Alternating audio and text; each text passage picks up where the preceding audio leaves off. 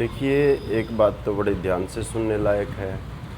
जो लोग परम पद को पाना चाहते हैं, एक तो उदाहरण काम करेगा इसके अंदर संकल्प गुरु का, और दूसरा सौपन का। अब दोनों उदाहरण में से कौन आदमी किस पे ऊपर कनेक्टिंग करके कितनी जल्दी समझ पाता है, कितनी जल्दी आत्मसात कर पाता है। अब समझने भर की देर है, फिर आत्मसात होने में तो ज़्यादा समय लगता भी नहीं है।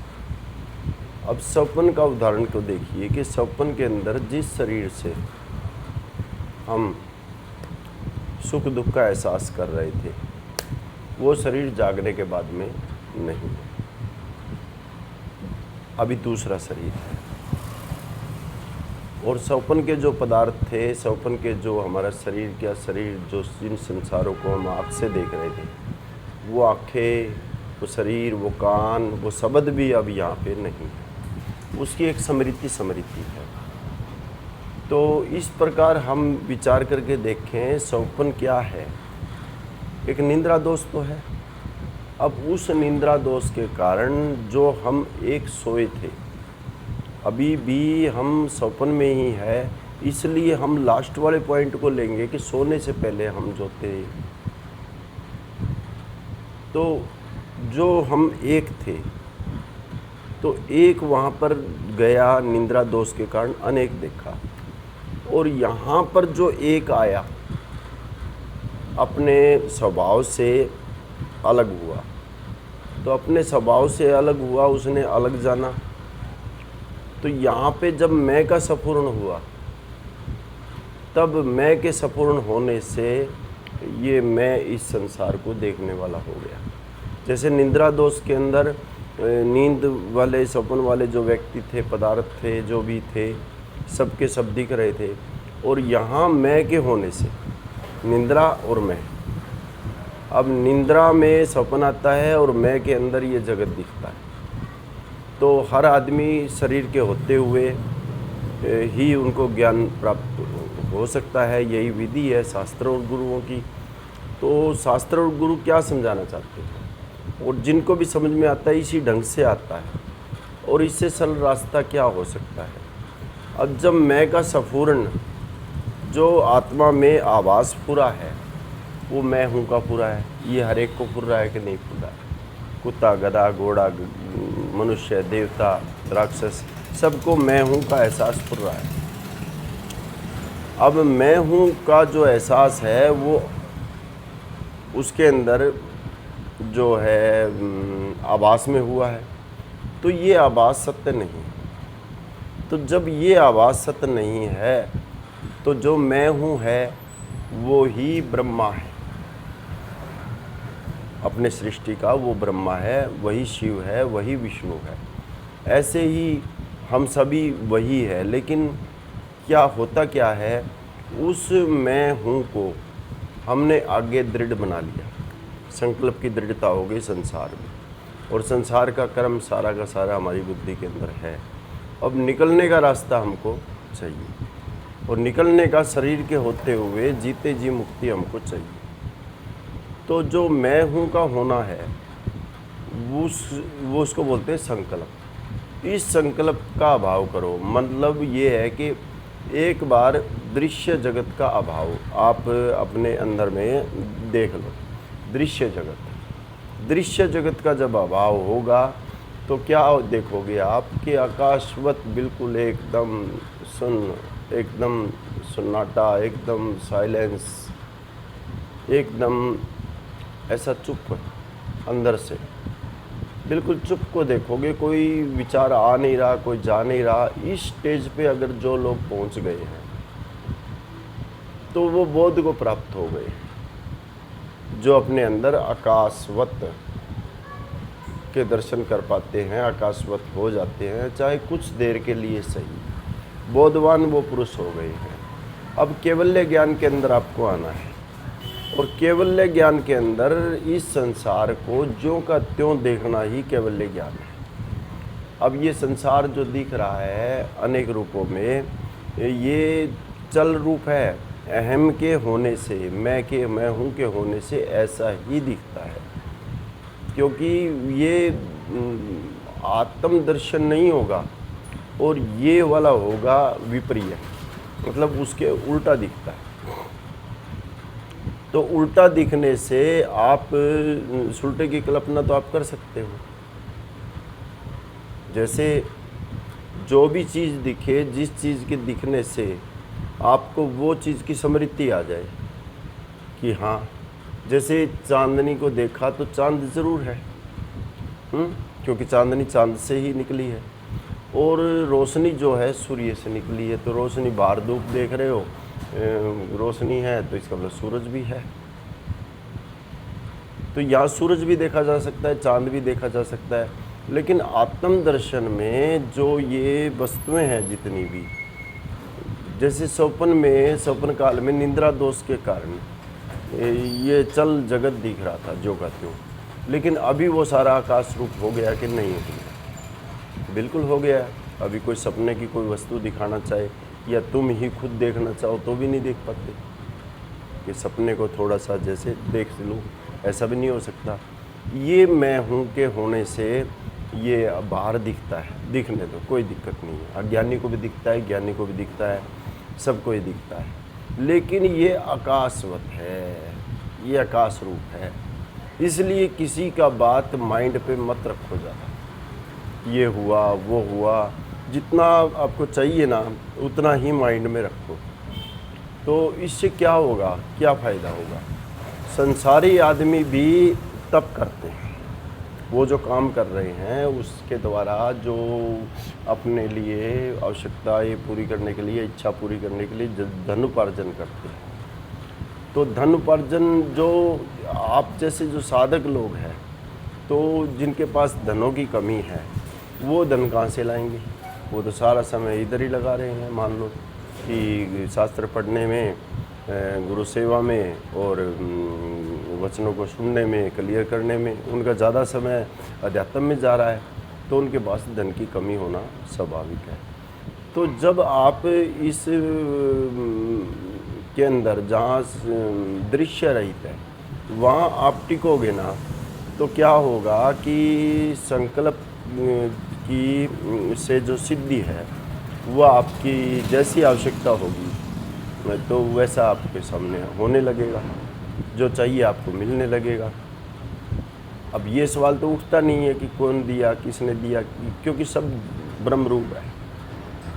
हालांकि जो बुद्धि में जो ज्ञान है वो बाह्य ज्ञान ज़्यादा है, और आंतरिक ज्ञान जो है साधक को होता है, ज्ञानी को होता है।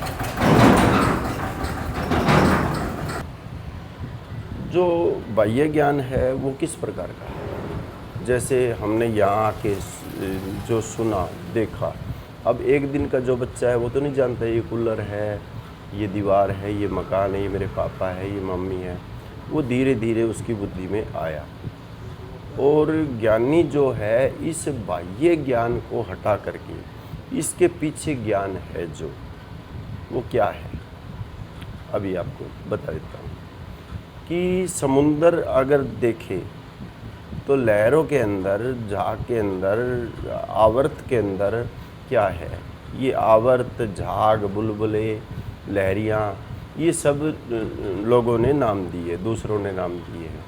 लेकिन समुद्र को कभी ये नहीं लगता कि मैं लहर बन गया हूँ, या मैं उस लहर को देख रहा हूँ, या आवर्त हो गया हूँ, गोल गोल घूम रहा हूँ, या झाग बन गया हूँ, या बुलबुला बन गया हूँ। वो पानी का एहसास हमेशा करता रहता है। इसी प्रकार आप जगत में हर चीज़ को, उसका आंतरिक अर्थ क्या है? ब्रह्म होना है। तो ब्रह्म दर्शन आप करोगे तब होगा।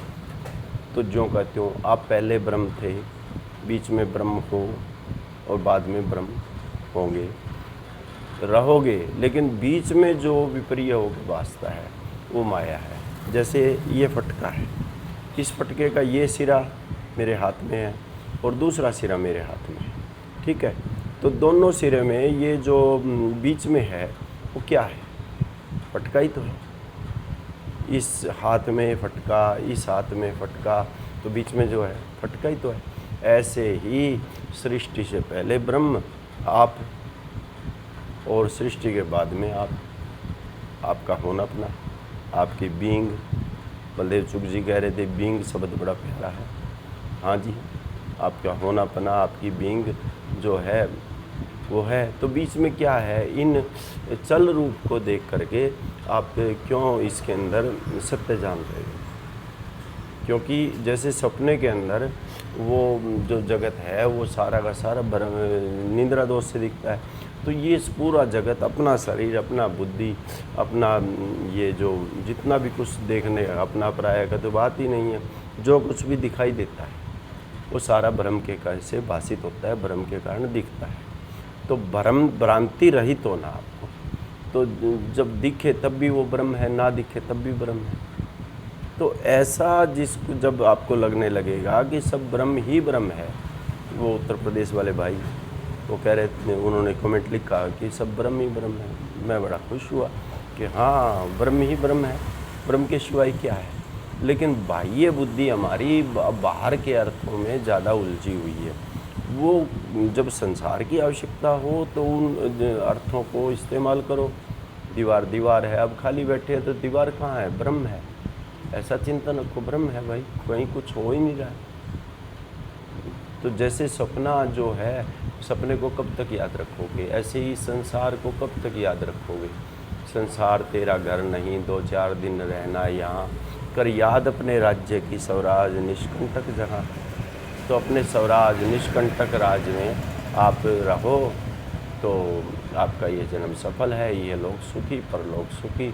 तो जो लोग बाहर मेहनत करके, देखो मैं अपना एक अनुभव बताता हूँ। मैंने ये चैनल स्टार्ट किया, तो चैनल स्टार्ट किया तो तब लग रहा था कि मैं चैनल तो कामयाब नहीं हो रहा है, तो मैं कैटेगरी चेंज करके कोई इंटरटेनमेंट के वीडियोस डालूँ, क्योंकि वो ज़्यादा देखे जाते हैं आजकल। तो उसमें मेरे को मार्जिन होगा, क्योंकि मिलियंस में व्यूवर्स हो जाते हैं एंटरटेनमेंट का। लेकिन वो भी मेरे को ठीक नहीं लगा, क्योंकि क्यों दिमाग को दूसरी साइड लगाना। फिर मैंने समझा कि हाँ, इसी लाइन के अंदर कुछ बनता है तो हम बनाएंगे। ऐसे ही हमारा जो उद्देश्य है, जो संसारी लोग धन तो कमा लेंगे, पैसा खूब कर लेते हैं, सेठ लोग, बिजनेसमैन और जो भी है पैसा खिंचाने वाले बहुत पैसा कर लेते हैं, लेकिन शांति कहाँ से लाओगे? शांति इन वाक्यों से मिलेगी, ये चित्त होता शांत है, सब ब्रह्म है ये जानकर। अष्टावक्र जी का वाक्य है। तो सब ब्रह्म होने का जो तरीका है, जो विधि है, वो संतों, शास्त्रों और संतों के द्वारा बताई जा रही है, और पहले भी हमने सुनी है। ज़रूरत है उस पर अमल करने की। तो बहनों भाइयों, इस प्रकार हम अमल करके जो भी कोई अड़चन हो तो उसके बारे में पूछ भी सकते हैं। फ़ोन नंबर हमारा डिस्क्रिप्शन में दिया हुआ है। तो हमको क्या है कि हम दूसरी कैटेगरी में लगते तो वहाँ से भी धन मिलता, और यहाँ इसी एक में रखने से तो ऐसा कुछ बाहर के बारे में सोचना नहीं पड़ता। तो इसलिए एक साधे सब सदे, सब साधे सब जाए, रहीमन मूली सी जीवो फूले फले अगाए। तो ऐसा नहीं है कि भी संत लोगों को इच्छा नहीं होती, संत लोगों को भी इच्छा होती है मेरा आश्रम बने, मेरा ये बने, मेरा वो बने, मेरा प्रचार हो। क्यों? क्योंकि उसका हेतु होता है ज्ञान का प्रचार करने के लिए। वो दूसरों के हित में, पर हित में खुद का हित भी छुपा होता है। अब आश्रम में कूलर होगा, AC होगा, तो उसको भी वो ठंडक मिलेगी, सारी सुविधाएँ मिलेगी। तो ये सब होता रहता है। और बाहर के लोग जो है धन कमा लेते हैं, लेकिन शांति कैसे पाओगे? तो बाहर वाले भी तपस्वी है जो वो काम कर रहे हैं। आपकी तपस्या इसी में है कि आप शास्त्र अध्ययन करें और गुरुओं की वाणी को सुनें। आपका ये बहुत बड़ा तप हो रहा है। आप जो वीडियो को सुन रहे हैं, जो मेरे जैसे लोग बनाते हैं या मैं बनाता हूँ, तो उन वीडियोज़ को सुने ज़्यादातर, जो इसकी जिनको इनमें रुचि है। तो मेरा वादा है कि आप 2-3 महीने में तो आप अपना को बोध हो जाएगा, केवल ज्ञान भी हो जाएगा, फिर उसके अभ्यास में आप लग जाओगे। बाह्य अर्थ की जरूरत पड़ी तो बाह्य अर्थ को से संसार को देखोगे, और अभ्यंतर अर्थ में आप लीन रहोगे। आंखें बंद करके लीन होगे ऐसी बात नहीं है, जगत में डोलते हुए भी आप का ठिकाना आप ही जानते हो, ज्यों के त्यों रहोगे। तो ज्यों की दो दर्दिनी रे चदरिया, चदरिया मैली रे मैली। काफ़ी संतों के कबीर साहब का ये दुआ है, ऐसे मतलब और भी संतों ने क्लियर किया है कि इस संसार को ज्यों को त्यों देखना ही यथार्थ देखना है। नमस्कार भाई बहनों, जिन्होंने सब्सक्राइब नहीं किया वो सब्सक्राइब करें और कमेंट में कुछ न कुछ अवश्य लिखें। जो लोग नए जुड़ रहे हैं, जो भगत साधक, वो पुण्य आत्मा तो है ही, तो उनसे भी मेरी प्रार्थना है कि मित्रवत अपनी संकोच फ़ोन करें, बात करें। 24 घंटे आपके लिए हमारा दरवाज़ा खुला है। आप अपने संशय को मिटाएं। धन्यवाद, नमस्कार, प्रणाम।